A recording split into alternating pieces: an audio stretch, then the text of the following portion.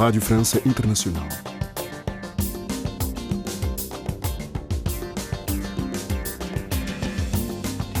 E agora que passam 10 minutos das 18 horas aqui nos nossos estúdios em Paris, esta sexta-feira teremos, como é habitual, o nosso magazine desportivo. Hoje Marco Martins fala-nos da preparação das seleções, a faltar pouco mais de um mês e meio para o Mundial de 2022. Portanto, falamos de futebol. Mas para já, o convidado de Liliana Henriques. Convidada.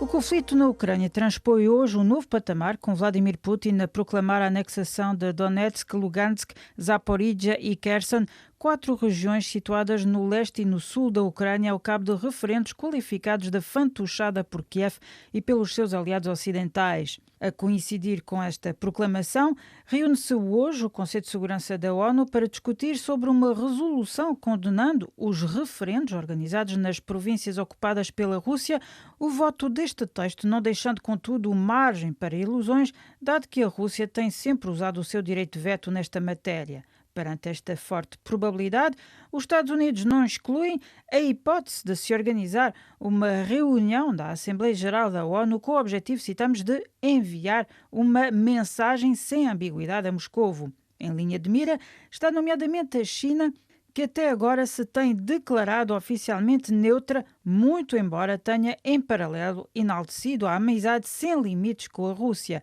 Uma relação privilegiada que não impediu Pequim de apelar esta semana ao respeito da integridade territorial de todos os países e um cessar-fogo pelo diálogo, depois da Rússia agitar novamente a ameaça da utilização da arma nuclear.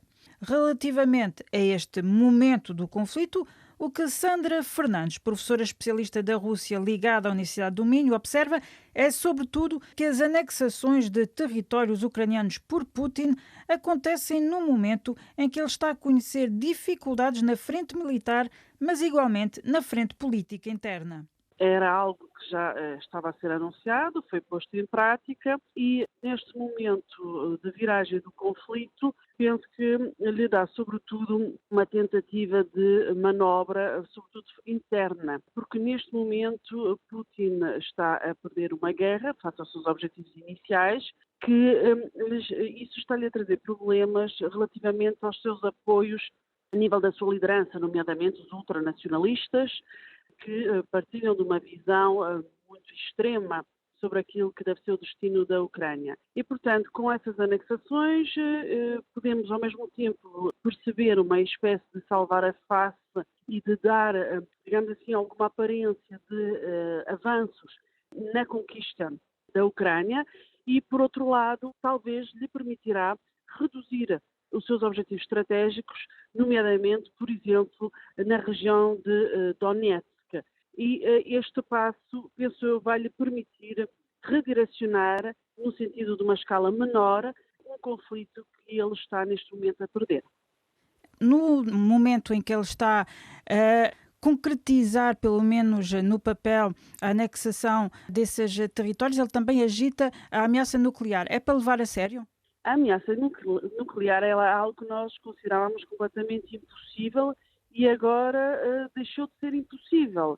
Ou seja, nas circunstâncias atuais em que um líder com as características de Putin, com uma liderança muito pressionada e ameaçada devido ao desaire desta guerra para a Rússia, traz-nos a questão da imprevisibilidade de um líder com uma visão do mundo e um perfil psicológico, algo, enfim, uma visão do mundo deformada, uma visão do mundo obsessiva face àquilo que é o valor da Ucrânia para o interesse nacional russo e, portanto, embora continue a ser improvável, não é de todo impossível. Hoje, o Conselho de Segurança da ONU vai debruçar-se sobre a questão da Ucrânia, e nomeadamente essas anexações.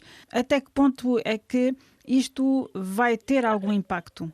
O Conselho de Segurança das Nações Unidas é um órgão que está paralisado, uma vez que depende da unanimidade de votos dos seus 5 membros permanentes, dos quais a Rússia faz parte.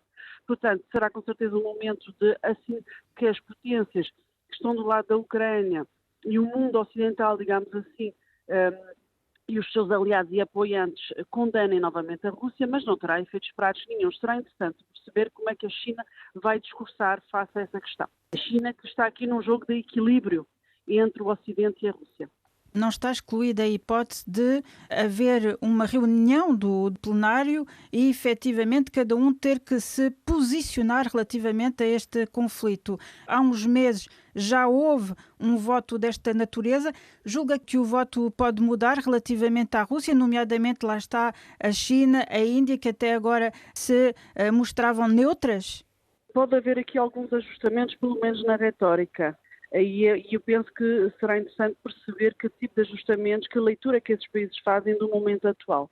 Mas teremos que aguardar pela manifestação desses ajustamentos.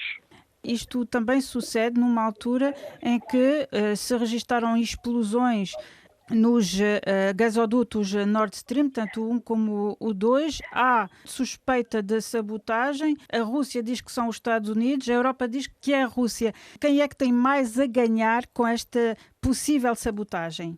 Eu julgo que a sabotagem atual poderá ter algum objetivo dentro da guerra híbrida que a Rússia conduz contra o Ocidente já anteriormente a esta guerra, portanto, no sentido de criar um impacto, uma percepção, não é, nas opiniões públicas, mas penso que o essencial a reter sobre os dois gasodutos Nord Stream é que eles estão condenados a prazo.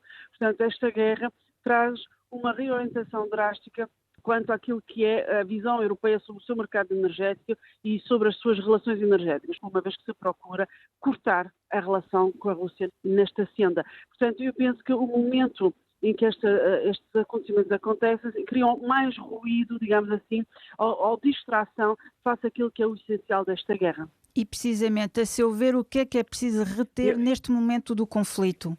O que é preciso reter do conflito é que Putin falhou os seus objetivos iniciais. Claramente, a sua capacidade bélica e a condução da guerra no terreno tem sido caótica. Há claros problemas de comando, de coordenação nas Forças Armadas russas e que não há uma opinião pública realmente favorável à guerra. Há aqui muitos fatores explicativos e que Putin vê neste momento a sua liderança pessoal mais pressionada e mais ameaçada. Era Sandra Fernandes, professora especialista da Rússia ligada à Universidade Portuguesa do Minho, com quem nos debruçamos sobre o conflito na Ucrânia.